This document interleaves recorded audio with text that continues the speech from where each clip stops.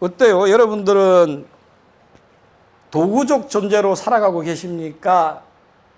자기가 도구적 자아적인 존재로 살아가고 있는지 실천적 자아로 살아가고 계신지 어때요? 부처님 앞에 오면 도구적 존재로 살아가나요?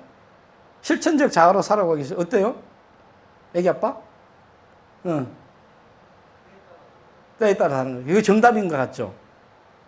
제가 아무리 생각해봐도 그거는 때에 따라 다릅니다. 그런데 시간과 많이 시간은 좀 뭐 그렇다 치고 공간적인 위치에서 보면 많이 때에 따라 다른 것 같습니다. 어떤 때는 내가 도구적 존재로 살아가야 될 때도 있고 어떤 때는 실천적 자아적인 존재로 살아가야 될 때도 있습니다.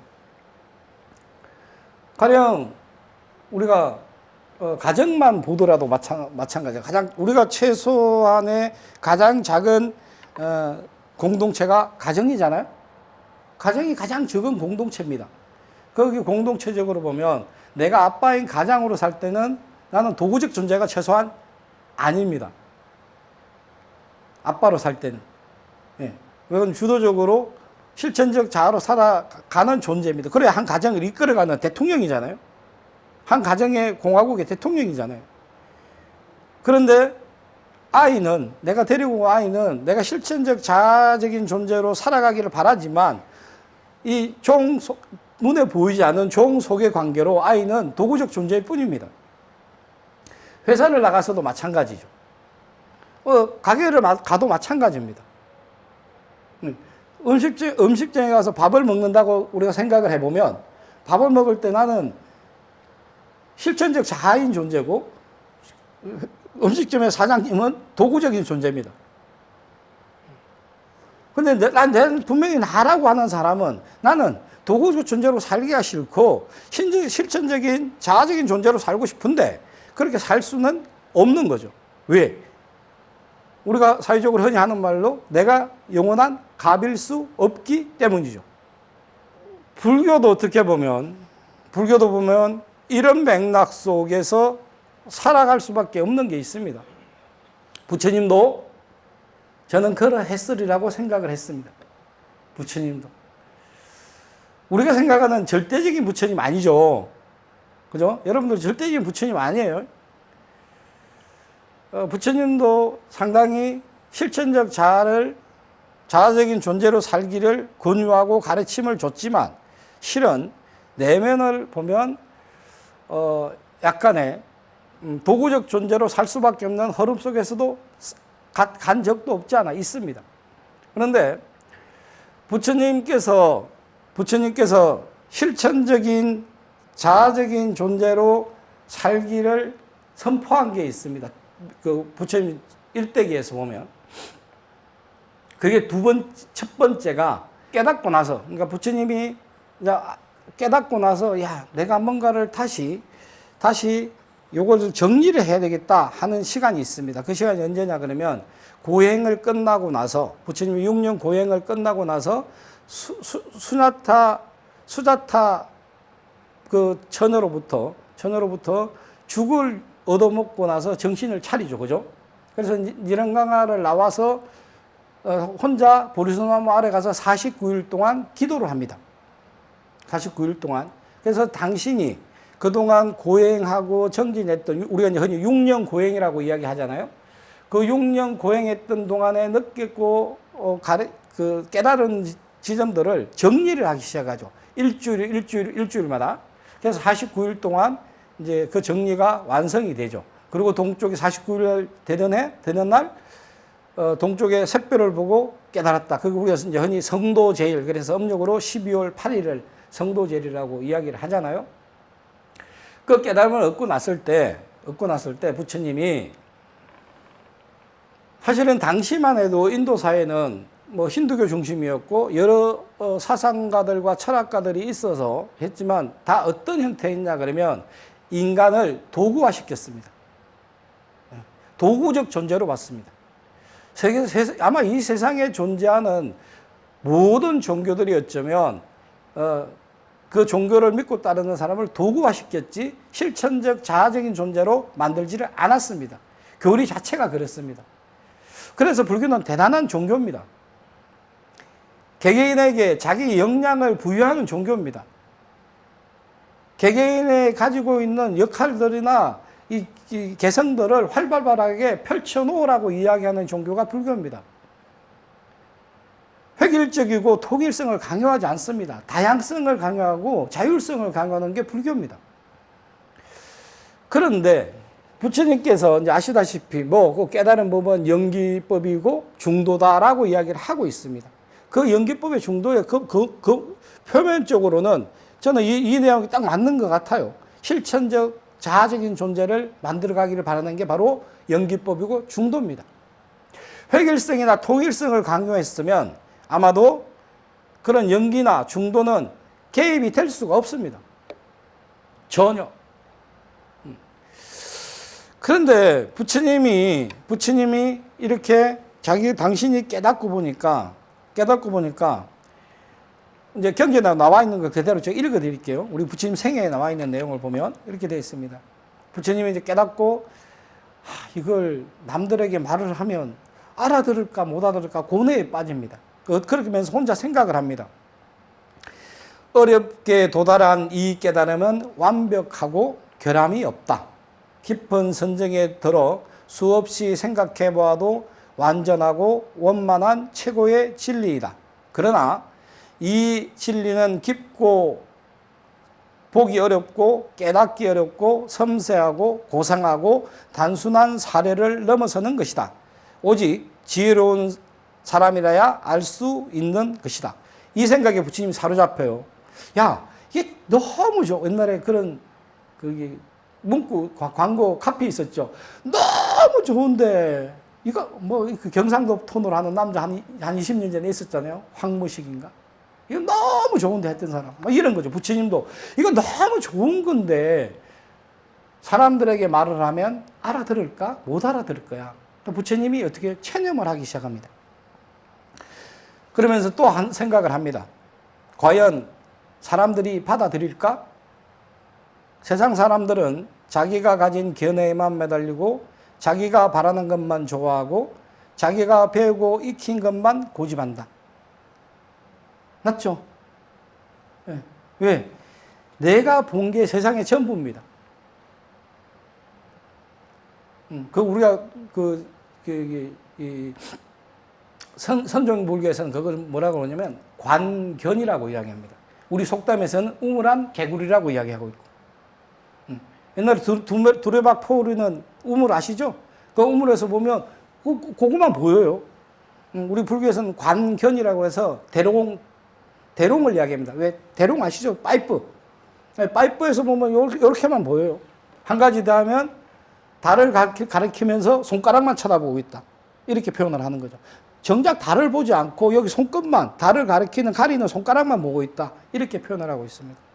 우리가 알고 있는 세상은 그렇습니다. 내가 경험하고 있는 세상만 알고 있습니다. 그런 사람들은 이 깊고 미묘한 인연의 법을 이해하지 못할 것이다. 왜 그런가? 세상 사람들은 집착을 즐기고 집착을 좋아하고 집착을 기뻐한다. 여러분들 잘 들어보세요. 왜 그런가? 왜 관견에 빠질 수 없는가? 왜 우물한 개구리밖에 될 수 없는가? 자기가 배우고 익힌 것만 좋아하는가? 이유입니다. 부처님 말씀 생각하신 이유.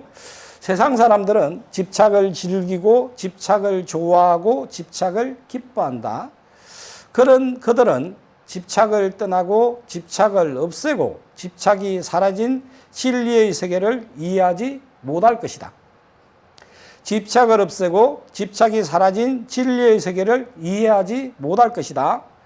집착을 넘어선 열반을 가르쳐 주어도 탐욕과 분노와 어리석음에 물든 그들은 혼란스러워하고 번거롭게만 생각할 것이다.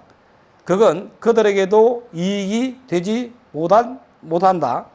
세상사와 반대되는 나의 가르침을 그들은 도리어 비방할 것이다. 이해 가셔요? 이게 너무 좋은데 내가 가르쳐줘도 집착이라고 하는 자기 생각이라고 하면 집착은 자기 생각에 빠져 있어서 우물한 개구리처럼 다른 걸 받아들일 생각이 전혀 없다. 왜? 받아들이는 순간 혼란스럽기 때문이다. 여러분도 그런 적이 있습니까? 그런데 부처님이 깨닫고 나서 생각을 해보니, 야, 내가 이렇게 해줘도 지가 하는 것만 알고 있기 때문에 세상을 몰라. 그러니까 혼란스러울 거야. 근데 부처님이 생각할 때는 당신이 깨달은 법은 너무 커. 이걸 내놓으면 사람들이 혼란할 거다. 그래서 부처님이 체념을 합니다. 그래서 이제 우리가 경전에서는 범천의 권청 이러죠. 하늘에 사는 제석천왕이 부처님께 권하는 어떻게 부처님 혼자 말고 계시지 말고 저 아둔한 중생들을 위해서 말씀해 주세요. 이렇게 청을 합니다. 권청이라고 합니다. 부처님이 그 좋은 가르침, 법. 그런데 그게 세상에 사는 사람들과 상충되고 또 그들이 부처님을 비방할까봐 부처님은 접었습니다. 사실 이때는 부처님은 약간 도구적인 존재와 당시의 시대적인 상황 석관에 젖어 있었죠. 하지만 이제 범청이 제석천왕에 와서 부처님을 간질간질하기 시작합니다. 부처님이 이제 그 49일 동안 선정해 드렸을 때 마라 파순 마왕이 와서 이제 군대와 미인계와 등등을 써서 막 혼란하게 만들잖아요. 그 먼저 그랬던 시절을 이야기해 줍니다. 악마의 군대를 물리친 그 마음, 월식을 벗어난 달과 같습니다. 태양을 가진 월식이 있죠. 자, 일어나십시오. 지혜의 빛으로 이 세상의 어두움을 비추소서. 세상의 어두움을 비추소서. 그렇게 이제 권청이 이야기하죠. 근데 부처님이 팔짱 끼고 가만히 있습니다. 들은 척도 안 해요. 그러니까 범천이 또 막 속이 타는 거예요. 제석천왕이. 부처님께 다시 한 번 더 막 팔굽혀펴기를 팍 하면서 이제 부처님 하면서 이제 처음에는 서서 이야기하다가 이야기하시죠. 부처님 하면서 팍 엎드려 갖고 이제 한 번 더 이야기를 합니다. 이거 제 액션인데 그렇게 경전에서 표현해서 팔을 굽으면서 이야기를 합니다. 그러고 나서 부처님께 합창하고 관청을 합니다. 부처님이시여 법을 설하소서. 열애이시여 법을 설하소서. 세종께서 법을 설하지 않으시면 탐욕의 강물이 떠밀리고 분노의 불길에 휩싸인 이 세상은 결국 파멸로 치닫고 말 것입니다. 세존이시여 이 세상에는 그래도 때가 덜 묻은 이들이 있습니다. 열애이시여 이 세상에는 그래도 성과 진리 앞에 진실한 이들이 있습니다. 그들을 버리지 마소서. 그들마저 기회를 놓치는 건 참으로 슬프고 애석한 일입니다. 예. 그래서 범청이 처음에는 부처님 대단한 걸 깨달았으니까 불쌍하게 생각해가지고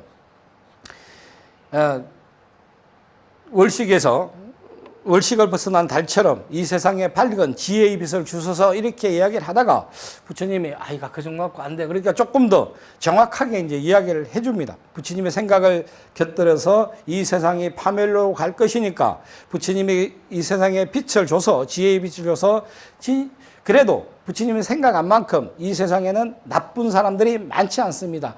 부처님의 법을 말하면 알아들을 착한 사람들이 많이 있습니다. 그래서 법을 설하십시오. 이렇게 이야기합니다. 부처님이 말하는 건 그거죠. 이 세상에 나쁜 사람들도 많이 있지만 실제로 부처님의 가르침에 갈망하는 사람도 많이 있습니다. 그 사람들을 위해서 해야 됩니다. 저 위치와 똑같은 거예요. 부처님이 또 눈만 지그시 감고 가만히 있습니다. 그러니까 법청이 다시 한 번 더 청합니다. 세 번째 청하는 거예요.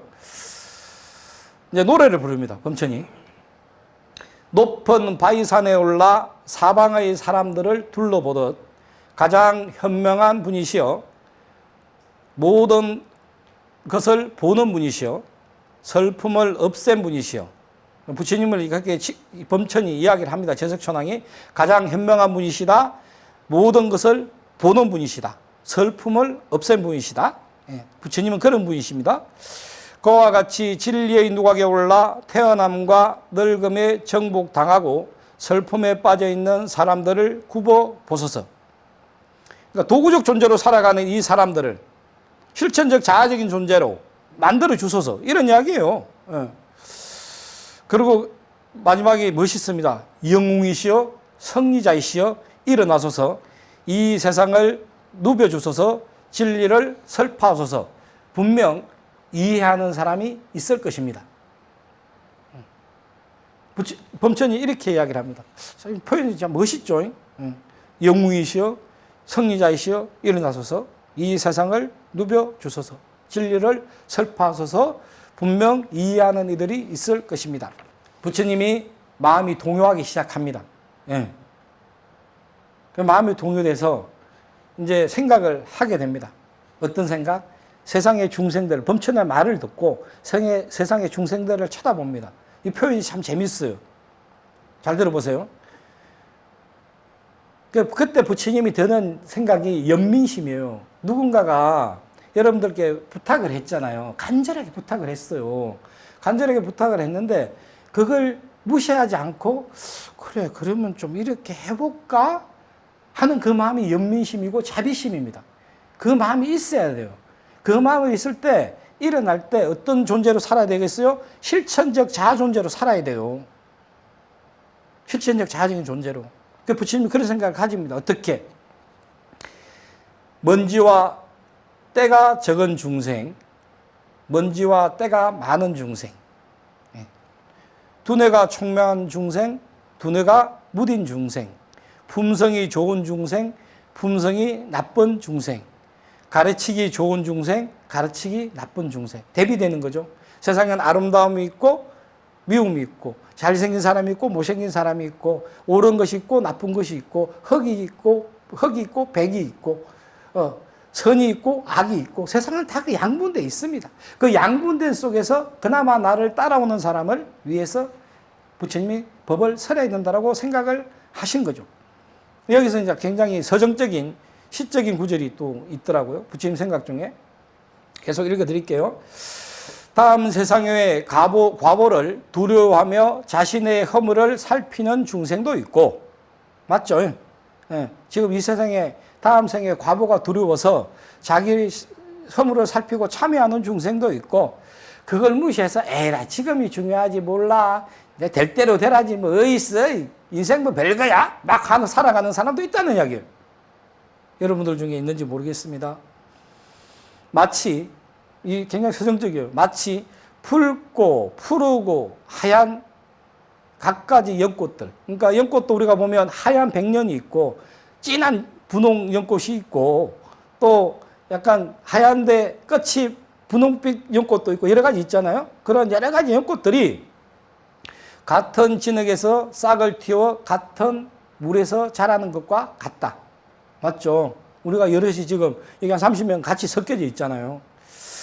그 중에는 물속에서 썩어버리는 것도 있고 수면에서 위태로운 것도 있고 물 위로 솟아올라 꽃을 피우고 열매를 맺는 것도 있다. 그러면서 이제 솟아오른 연꽃은 진흙도 묻지 않고 물에도 젖지 않은 채 화려한 빛깔과 은은한 향기로 주변을 아름답게 가꾸어 가고 있었다. 이게 지금 현재입니다. 부처님이 꿈꾸는 세상. 부처님이 법을 설할 수밖에 없는 이유이기도 하죠. 그렇지만 그 중에서는 다 아니다. 그 중에 한 명이라도 전라북도 50%의 무종교인들을 위해서라도 해야 된다는 거죠. 실제로 우리 수행사로만 놓고 보더라도 그렇죠. 수행 불교다 불교 좀 공부 좀 하고 싶어 그렇게 관심을 가지시다가 문을 두들겨 보니까 너무 좋아서 오시는 분들도 계시잖아요. 예. 그런 한 분을 위해서라도 어쩌면 또 존재를 해야 되는 거겠죠. 그리고 이제 부처님께서 당당하게 결심을 합니다. 어떤 결심? 내가 이제 감노의 문을 여나니 귀 있는 자 들으라 낡은 믿음을 버리고 이런 표현을 이제 부처님께서 쓰죠. 그리고 이제 전법을 위해서 오비구를 찾아서 이 세상의 법을 이제 설하겠다고 결심을 하고 누구에게 법을 설할까 해서 오비구를 찾아가지고 또 만나게 되죠. 큰 국적. 그래서 오비구를 만나가지고 당신이 깨달은 중도와 연기법을 설하게 됩니다. 이때 실천적 자아로 이 첫 번째 실천적 자아로 탈바꿈한 부처님. 그러니까 도구적 존재에서 실천적인 존재적인 자아로 탈바꿈해서 부처님께서 이제 길을 찾아 나서게 되죠. 누구에게? 내 가르침을 가르쳐 줄 사람을. 생각해 보니까 같이 고행 수행을 했던 옛날 친구들, 소위 오비구를 찾아 떠나게 됩니다. 그리고 나서 오비고에게 일주일 동안 법을 설하죠. 돌아가면서 법을 설합니다. 설하고 나서 우리가 흔히 그 유명한 전도 선언을 하게 됩니다. 이 전도 선언은 바로 완벽한 실천적 자아적인 존재로서 거듭나게 되는 이야기죠. 비구들이여 길을 떠나라. 중생의 이 세상의 중생들의 이익과 안락을 위해서 같은 길로 가지 말고 각기 다른 길로 가라. 세상에 지금 정확히 제가 기억이 안 나요. 내 이야기를 알아듣는 사람이 있을 것이다.